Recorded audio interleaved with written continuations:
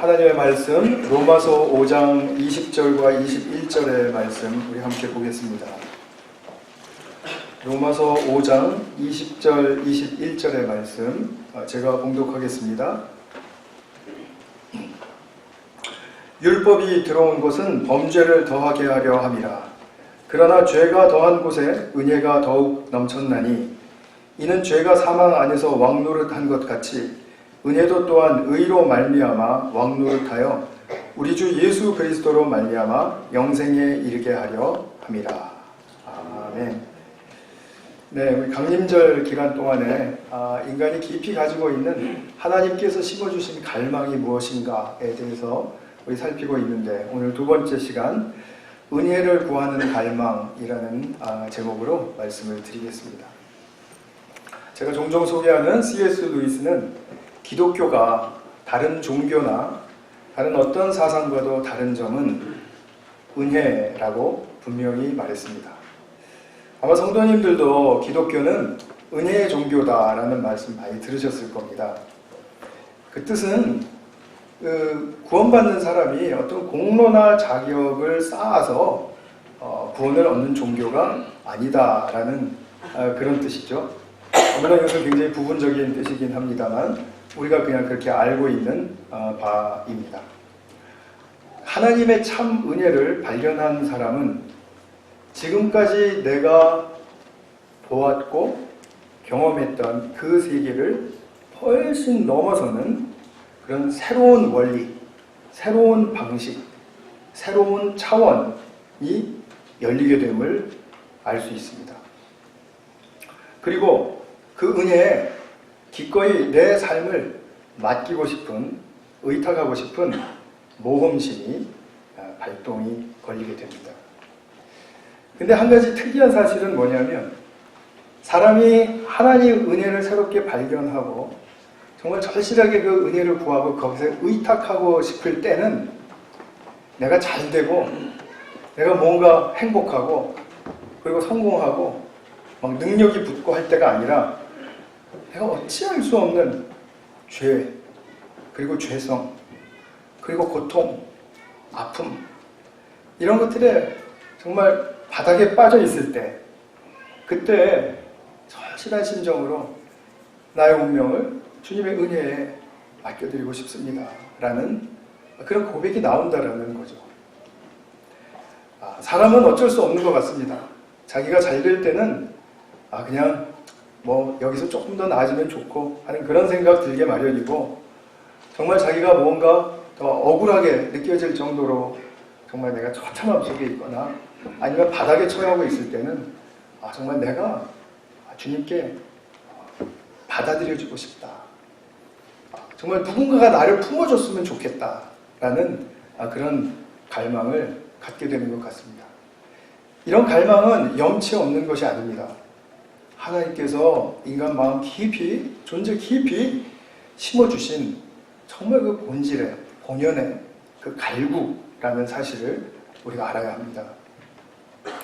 은혜라는 것은 설명하기가 참 어렵습니다. 그럼에도 불구하고 기독교의 중심이 되는 이 은혜를 설교할 때는 또 은혜에 대해서 설명을 드려야 되죠. 그래서 늘 써놓고 지웠다가 또 써놓고 지웠다가 이렇게 합니다. 그러나 결국은 우리가 일반적으로 은혜에 대해서 듣는 말을 종합하는 수밖에 없습니다. 저는 이번에 설교 준비를 하면서 제가 굳이 이제 은혜에 접근하기 위해서 어떤 설명으로 드려야 시작을 해야 할까를 생각했을 때 이거다. 하나님께서 사람을 창조하신 목적에 그 합당한 그 모든 필요들이 있지 않습니까?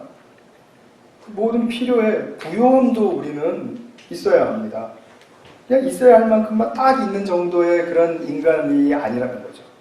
풍족하게 있어야 되는데 창조에 합당한 그런 그 부요함을, 필요와 부요함을 누리도록 조건을 보시지 않고 부어주시는 하나님의 사랑, 하나님의 공급, 하나님의 자원, 축복, 이렇게 많이 표현했죠.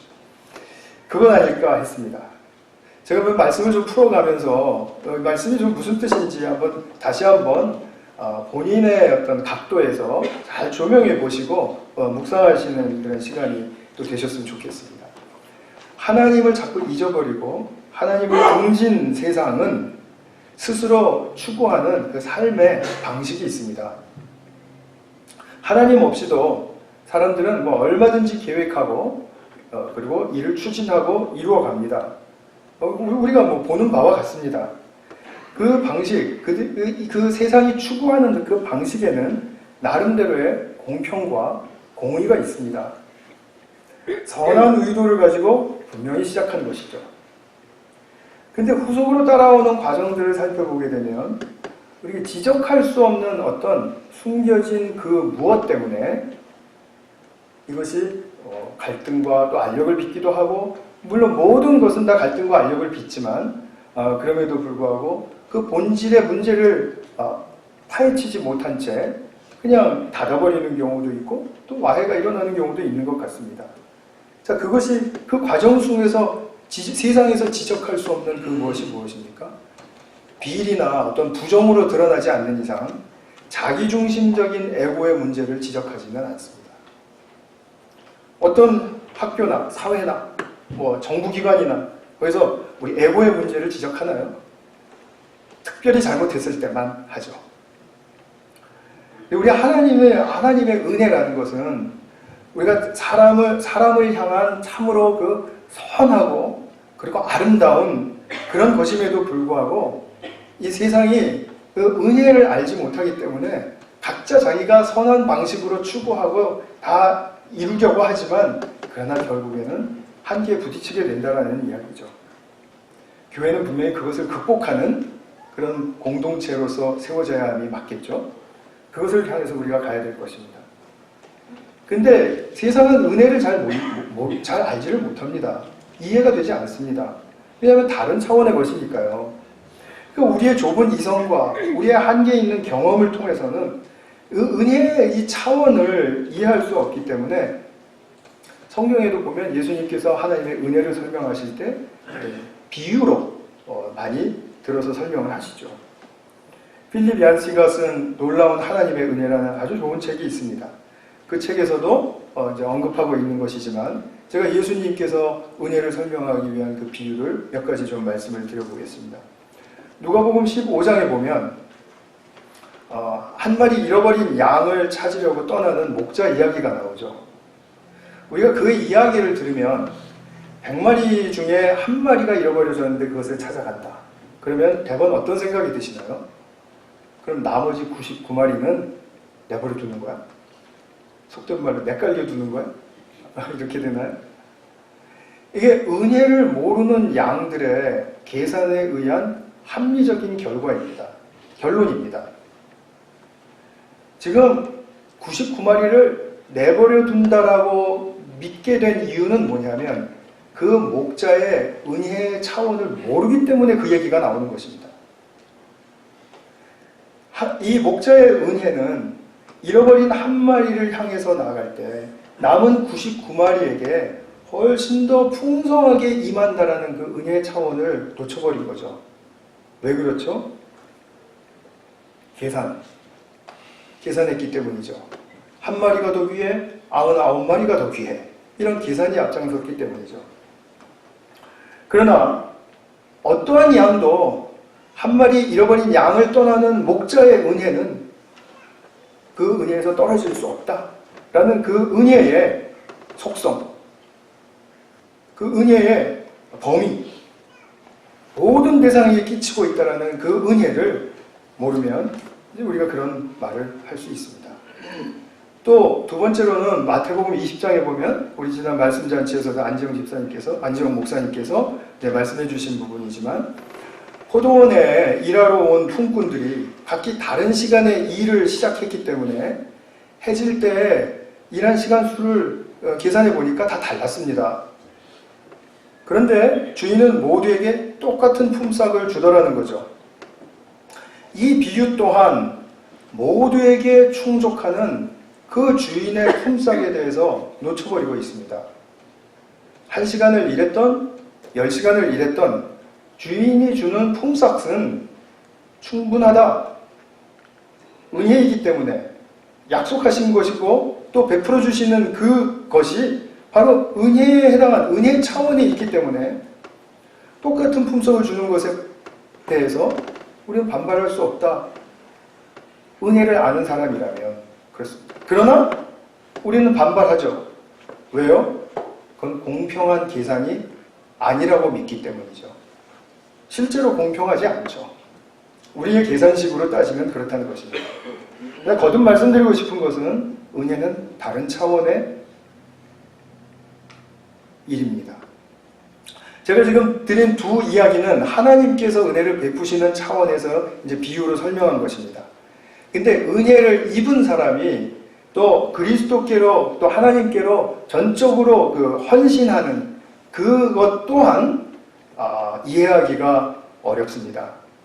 요한복음 12장에 다 아시는 그 예수님에 대한 헌신의 표시로서 그 아주 비싼 향유 한 근, 한 파운드 정도 된다고 해요. 그것이 노동자 1년치 봉급에 해당한다고 하는데 그 비싼 향유를 그냥 순식간에 와라락 그때 주님의 발에다가 다 부어버렸습니다.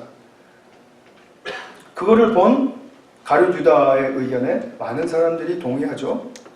그걸 팔아서 가난한 사람들에게 주면 훨씬 더 가치 있을 텐데 왜 이런 결론이 나왔을까요? 계산상 큰 낭비라고 분명하게 확신하기 때문입니다. 이와 같이 은혜를 설명하면 많은 사람들이 거북해합니다. 은혜라는 낱말은 좋아합니다. 그러나 은혜가 이런 차원이고 이런 속성을 가진 것이라고 이야기를 하면 그러면 이내 별로 와닿지가 않습니다. 왜죠? 제가 지적한 대로 따지고 계산하는 그 논리가 우리를 꽉 붙들고 지배하고 있기 때문입니다. 그러면 이 계산의 논리가 우리를 꽉 붙들고 있으면 그 다음 얘기는 듣고 싶지도 않을 것입니다. 그 들어서 뭐 하겠습니까? 벌써 계산이 틀렸는데요. 그런데 우리의 삶을 살다 보면 계산이 필요 없다는 게 아니라 계산이 필요할 때가 있습니다.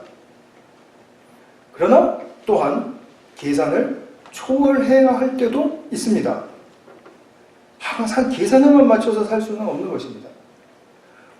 우리 삶에도 하물며 계산을 초월해야 하는 그러한 일들이 있고 경우들이 있는데 하나님의 은혜를 베푸시는 그 온전한 은혜의 세계를 설명할 때 우리는 왜 거북해야 하는 것입니까? 알 수가 없는 노릇이죠. 우리가 뭐 손해본다고 생각하기 때문에 그런 거 그럴지 모르겠다는 그런 생각을 합니다. 그런데 그래서 대부분의 사람은 이제 기독교 종교를 믿고 은혜를 구한다고 할 때는 자기가 지금 가지고 이게 처해 있는 어떤 상황과 조건에 조금 더 낫게, 조금 더 잘되게, 뭐 말하자면 조금 더 잘하고 있는데 좀 더 잘하게, 좀 더 웬만한데 좀 더 착하게, 좀 더 능력 있게, 좀 더 가질 수 있게. 그래서 값없이 주시는 하나님의 은혜의 선물을 그리고 공짜로 받아서 덧붙이기를 원한다라는 거죠. 물론 그것도 은혜입니다. 필요 없는 은혜라고 저는 절대로 말하지 않습니다. 그런데 그것보다도 훨씬 더 근원적인 차원에서의 은혜가 있다라는 사실입니다.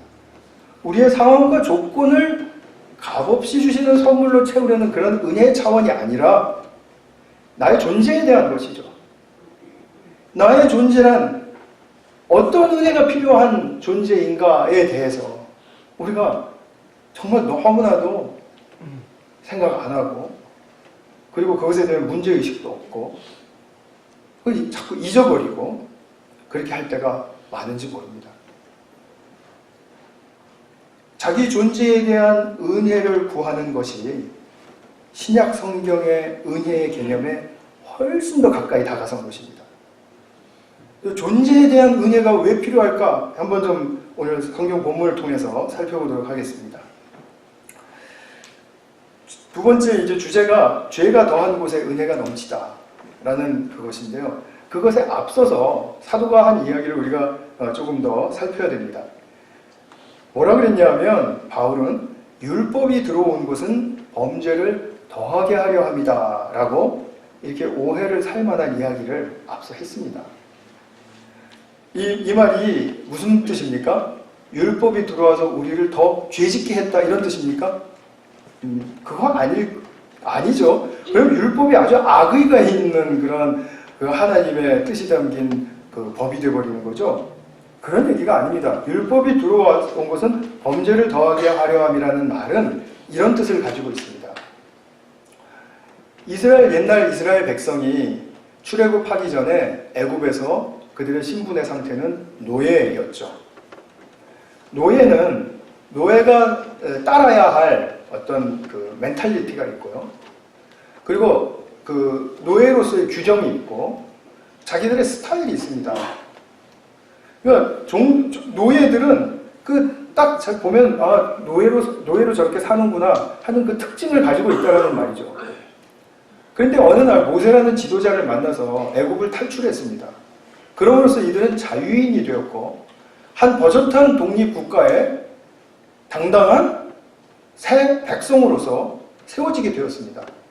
시내산에서 하나님과 언약 체결하고 예배드리고 정말 하나님이 함께 하시면서 그들이 너희는 내 백성이다 이렇게 선포하시는 그 감격스러운 그 하나님과의 만남을 통해서 이들은 신분이 노예로부터 자주적인 그리고 자유하는 그런 백성으로 바뀐 것입니다.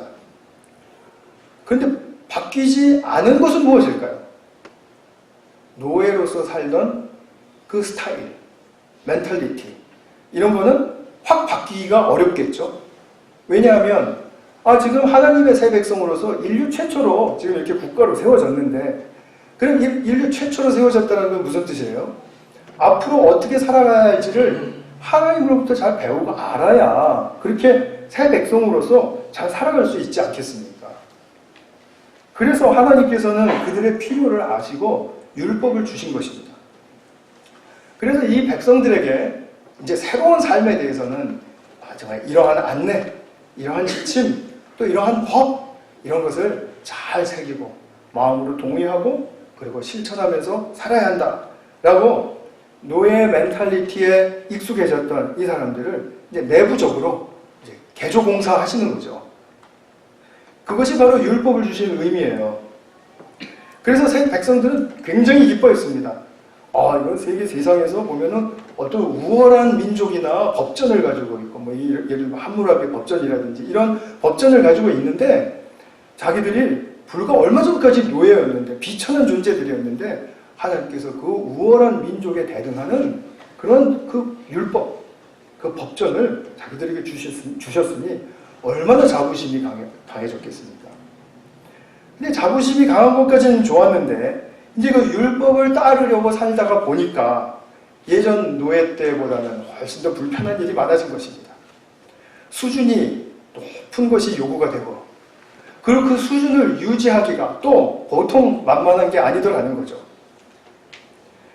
예를 들어서 말씀드리면 우리 보통 청년이 있습니다. 건실한 청년이 있습니다. 근데 그 건실한 청년이 사관학교에 들어갔습니다. 그래서 사관학교 생도가 되면 둘이 똑같은 사람 모양을 하고 있는 청년이지만 둘에게 요구되는 것 다르죠. 이 청년의 상황에 있을 때는 죄가 안 되는 것이 사관학교 생도에게는 죄가 되는 것이 많이 생겨버리죠. 자기가 생도로서의 삶을 선택했고 내가 생도로서 합당하게 살아가겠다고 할 때 옛날보다는 내가 더 지키고 조심해야 할 죄의 항목들이 늘어난 거죠. 맞습니까? 이스라엘 사람들에게도 똑같았다는 것입니다. 노예 때는 그냥 도덕적으로 부모님을 잘 공경하고 부모님을 욕하거나 아니면 부모에게 대들거나 그러면 안 돼요. 그냥 도덕적으로 그건 서로가 이제 공통적으로 가지고 있는 그런 도덕 기준입니다. 그런데 율법을 딱 받고 나니까 부모에 대해서는 욕을 하거나 슬쩍 육체로 악의를 가지고 스치기만 해도 그거는 사형죄로 규정이 되었습니다. 출애굽기에 나온 법입니다. 옛날에는 사형죄가 아니었던 게 지금은 사형죄가 되어버린 것입니다. 그러니까 이들에게는 율법이 들어오면서 죄가 더하여졌다라는 이 표현, 이것을 이제 이해하실 수 있겠죠. 이해하실 수 있겠죠? 네. 그래야 제가 다음을 넘어가죠. 사도는 율법이 범죄를 조장한다, 율법이 죄를 짓게 한다라는 그 악한 의미를 말한 게 아니라 죄가 무엇인지를 더 구체적으로 더 세밀한 차원에서 알게 한다 라는 뜻입니다. 그러니 내가 하나님 나라의 백성다워지기 위해서는 율법을 진정한 삶의 법으로, 생명의 법으로 받아들이면 율법이 지적하는 죄가 이전보다 훨씬 더 내게 많아진 거죠. 많이 발견할 수밖에 없습니다. 아닌 줄 알았는데 이것도 죄라고, 또 아닌 줄 알았는데 저것도 또 죄라 그러고, 다 죄라 그러는 겁니다. 그러면 율법 때려쳐? 이렇게 돼야 되겠습니까? 이게 아니죠. 그게 아니라 정말 우리가 내 자신을 더 살펴야 되겠죠. 그래서 제가 조금 더 말씀드리면, 말씀이 번번이 우리에게 죄라고 지적하는 것, 우리는 죄라고 생각하지 않았는데 죄라고 일러주시는 것, 우리가 한번 좀 살펴보면, 우리 일상생활에서 내 개성대로, 개성 상상하지 마세요. 개성대로 자유롭게 나는 그냥 말 한마디 툭 하고 그냥 나 편한 대로 이렇게 행했을 뿐인데 그것이 이웃을, 마음을 해쳤다라는 겁니다. 그러면 그거는 그럴 수도 있지 하는 그런 문제였을지도 모르는데 지금은 촌촌살인의 죄를 졌다, 이렇게 지적을 하는 것입니다. 나는 내가 할 수 있는 만큼 우리 가족을 돌봤고 내가 할 수 있는 만큼 형제자매들을 섬겼는데, 그런데 주님의 말씀 앞에 서보니까 그 말씀이 지금 너 편하려고 그렇게 봉사하고 섬긴 거 아니야? 하고 자기중심적인 그 편함을 추구하는 죄로 다시 돌려주더라는 거죠. 마음으로 미워하면 살인죄라고 말씀하시고, 형제에게 바보라고 욕하면 지옥 갈 큰 죄라고 말씀을 하시고, 사랑하지 못하는 것, 미워하는 것뿐만이 아니라 사랑하지 못하는 것, 그것도 죄라고 말씀을 하신다는 거죠.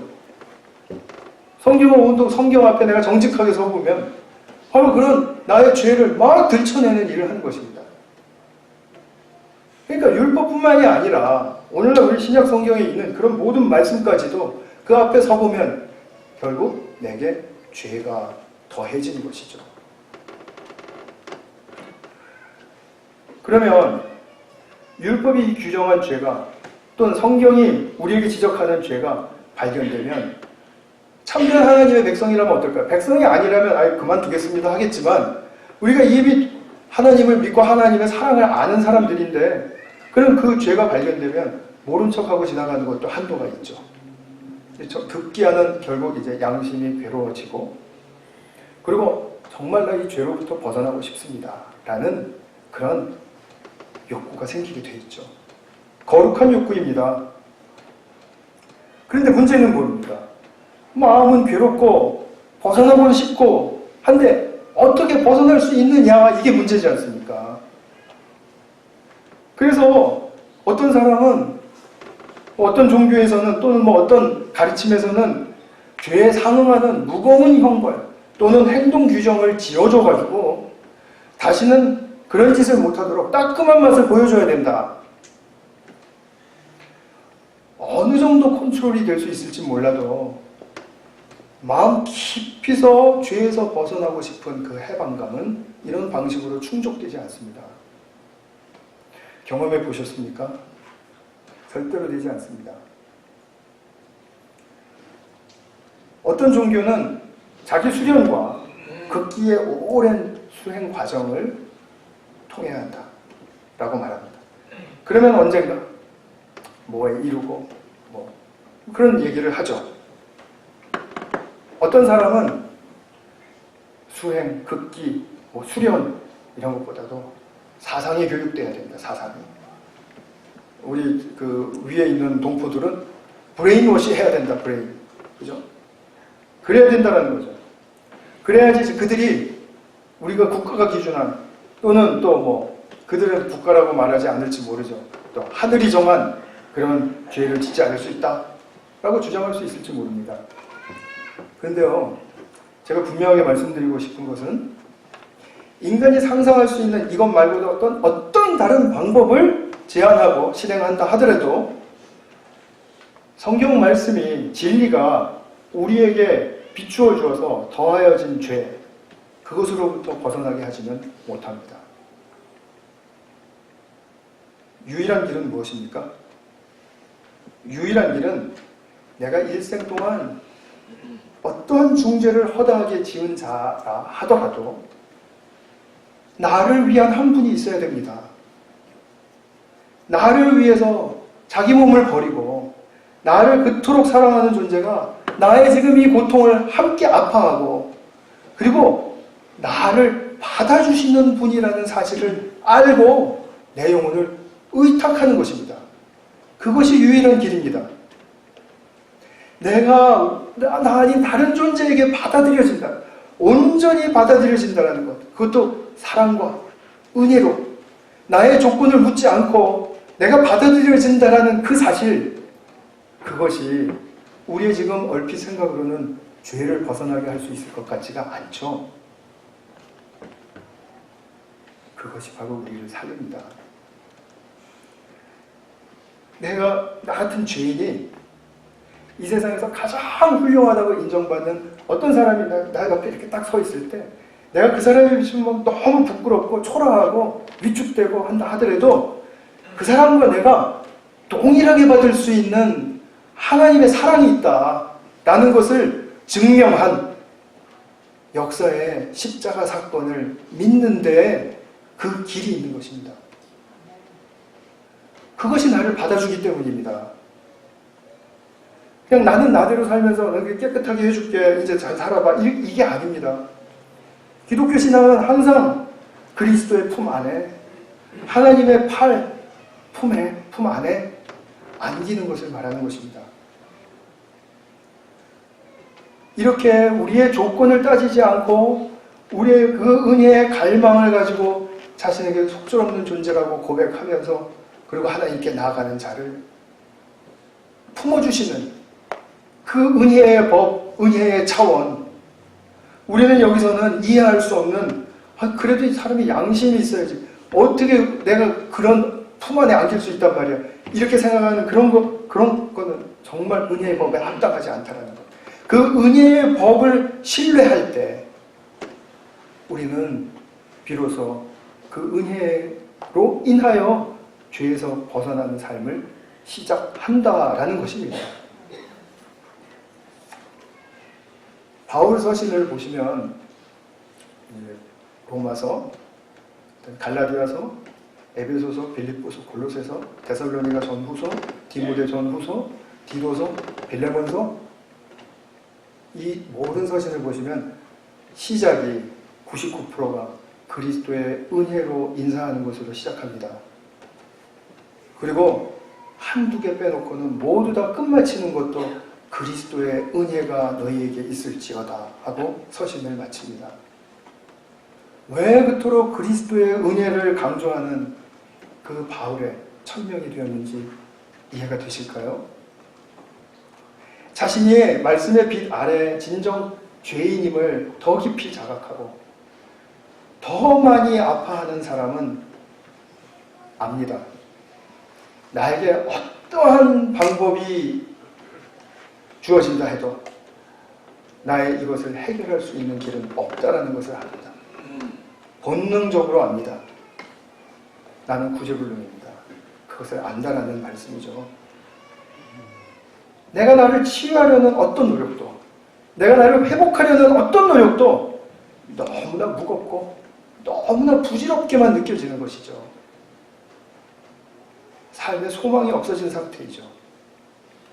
그런데 우리는 나의 삶에 대해서는 소망이 없어진 상태라고 그렇게 여겨지는 바닥에 있을지 몰라도 우리가 사람으로 지어진 이상 우리의 깊은 곳에는 내가 그냥 나의 모습, 고쳐지지도 않고 회복되지도 않고 치유되지도 않는 이 누더기 같은 이 모습 그대로 누군가 날 받아줬으면 좋겠다 라는 갈망이 있습니다.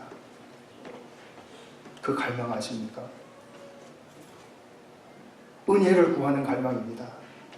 난 내가 어떻게 고칠 수 없어. 나 변화될 수 없어. 나 그냥 이대로 그냥 받아지고 싶어요. 그 갈망입니다.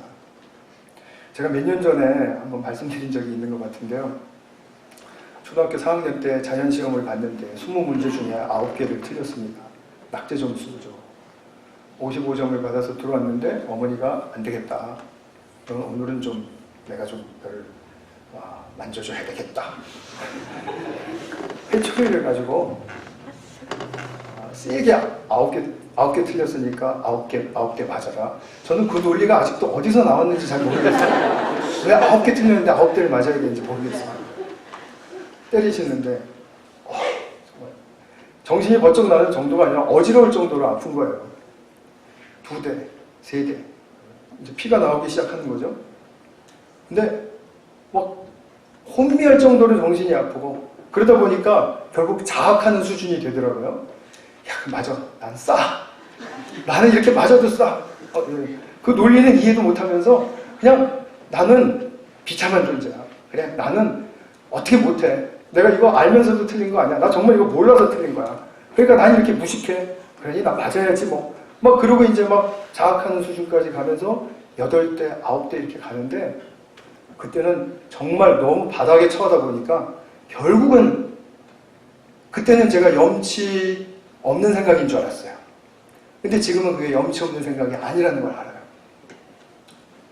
아니, 엄마가 나 그냥 좀 받아주면 안 돼. 나 9개 틀렸고 나 무식하고 엄마 자녀로서 엄마 아들로서 좀 부끄러울 수 있어요. 부끄럽지만 그래도 나 지금 여기서 나를 받아줄 분은 어머니밖에 없는데 엄마가 나 좀 받아주면 안 돼? 이대로 그냥 뭐 이런 생각이 드니까 막 서러워지는 거예요. 아무데도 난 받아들여지지 않았구나.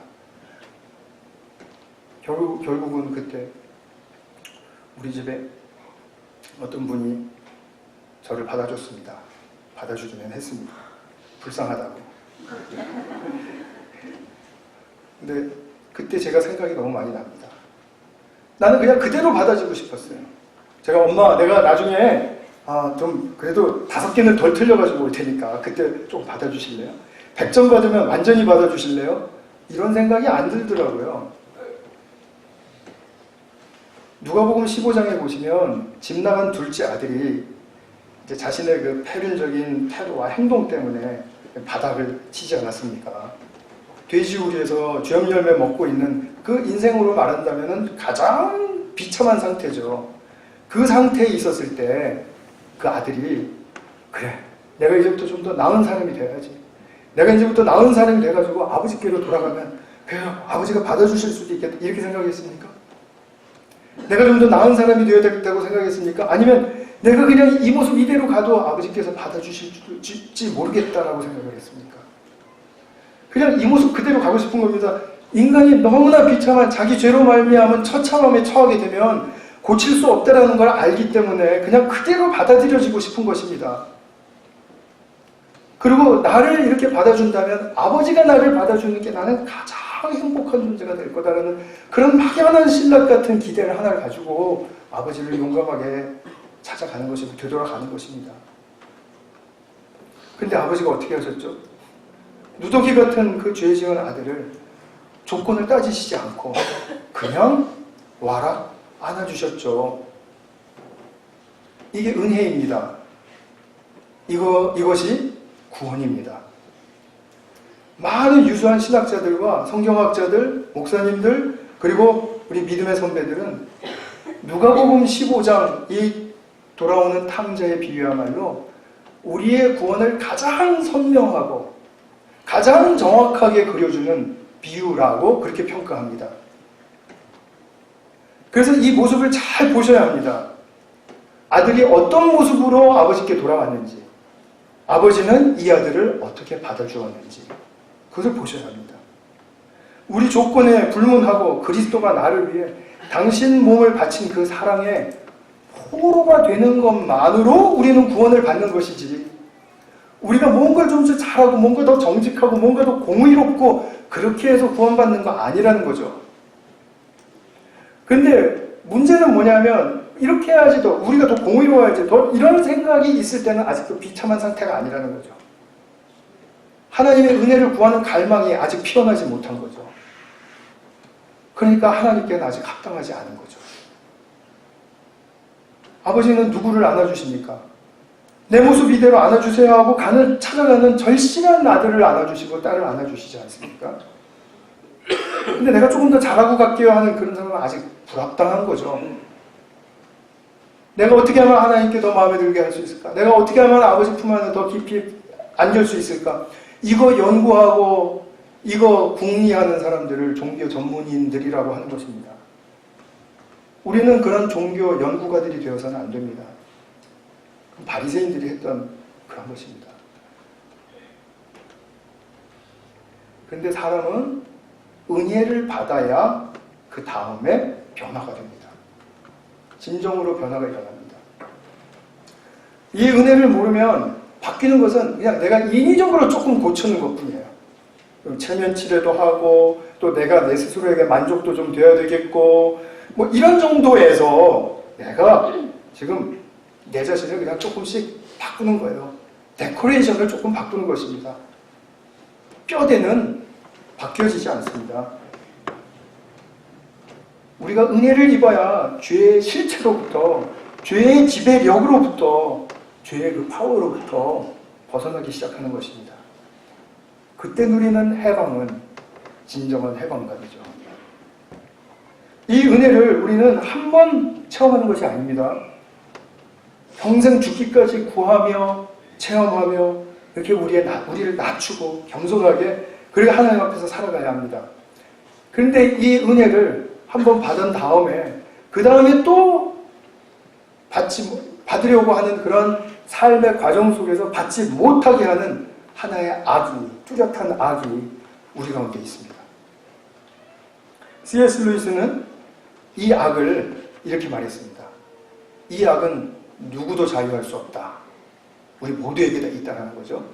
그리고 이 악은 다른 사람에게서 나타나면 혐오하고 그리고 토해내고 싶어진다. 그런데 내 속에 있는 이 악은 절대로 스스로 깨달을 수 있지가 못하다. 말이 좀 이상하네요. 깨달을 수 없다. 이 악이 뭡니까? 악의 실체가 뭡니까? 교만입니다. 교만. 교만이라는 것은 내가 꼭 잘난 척하는 걸 교만이라고 말하지 않고요. 내가 이 정도면 됐지 뭐. 이거 교만입니다. 아니, 아내들이 한번 생각해 보세요. 남편이 남편으로서 내가 이 정도면 됐지 그러면 어떤 생각 드실까요? 뭐 솔직하게 하시라고 말하지 않겠습니다. 남편이 어떨 때 정말 남편답게 보이고 남편을 더 존경하게 됩니까? 이만하면 됐지 뭐 하는 그런 남편 존경하고 싶은 마음이 들까요? 글쎄요. 나 정도면 됐다. 뭐 내가 사회에서도 나 정도면 됐다. 나 정도 아빠면 됐고 나 정도 성도면 됐고 그러면 다른 사람들이 볼 때는 어떻게 볼까요? 그래 되세요. 그러겠죠? 그러나 자기에게 그런 생각이 있다는 것이 그렇게 비아냥거리는 대상으로 생각될 수 있겠습니까? 자기 자신 절대로 몰라요. 그게 나쁜 건지 몰라요. 옛날에 한 천사는 이 교만 때문에 사탄이라는 이름을 얻게 되었습니다. 베드로전서 5장 5절에 보면 하나님이 지극히 대적하시는 것이 하나 나옵니다. 서로 겸손으로 허리를 동이라. 하나님은 교만한 자를 대적하시되 겸손한 자들에게는 은혜를 주시느니라. 제가 말씀을 맺으면서 다행스러운 소식을 하나 전해드리면 우리가 잠시 교만에 넘어져도 주님은 그것을 대적하여 주시니까 얼마나 다행스럽습니까? 만약에 그걸 영원한 죄로 묶어두고 넌 틀렸다 이렇게 하면 큰일 났을 텐데요. 대적하여 주신다는 것은 우리로 하여금 알게 하시고 하나님의 그 대적하시는 뜻을 알게 하시고 우리와 함께 싸워서 이기기를 원하시는 거죠. 나를 진리에 비추어 보면 어쩔 수 없습니다. 구제불능입니다. 저는 구제불능인 죄인입니다. 어떻게 해도 정결할 수 없고 오직 은혜를 구할 뿐입니다. 이 갈망을 고백하는 사람은 십자가에서 나를 위해서 죽으신 그 예수 그리스도의 사랑을 받아들일 수밖에 없는 그런 절실함 가운데 있게 되는 것이죠. 그리스도로 그냥 불려진 어떤 특별한 사람들이 있는 게 아니라 인간이라면 모두가 다 그럴 수 있다는 거죠. 그렇기 때문에 그리스도의 사랑으로 말미암아 나아갈 때 조건을 보시지 않는 그 하나님을 다시 만나고 그리고 그분이 나를 품어주시는 그 은혜를 얻으면 이 은혜가 바로 우리의 삶의 근원이 되어서 우리의 삶을 은혜의 법으로 지배하는 것입니다. 그래서 은혜가 왕노릇한다라고 하는 것이죠. 오 은혜가 왕노릇하도다. 우리 교회 친교실 쪽에 가면 할 수 있는 말입니다. 죄송해요. 오은혜 집사님이 다 이해하실 줄로 믿습니다. 인류를 망치게 했고 지금 웃으세요? 다 웃고 넘어가죠. 웃고 마무리하겠습니다. 저는 저의 유머가 이렇게 여파가 있는지 몰랐어요. 인류를 망치게 한 죄가 있어요. 지금도 인류를 파멸로 가게 하는 죄가 있습니다. 그 죄가 내 안에 있습니다. 교만입니다. 이것을 벗어나는 길은 그리스도의 은혜의 품에 안기는 수밖에 없습니다. 나를 그대로 받아주시는 그리스도의 품, 그것입니다. 그래서 이 놀라운 은혜를 구하는 갈망이 정말 날마다 진실하게 고백되고 또 그것이 정말 깊이 채워지는 축복이 우리 모두에게 넘치기를 간절한 마음으로 축원드립니다. 네, 같이 한번 기도하겠습니다.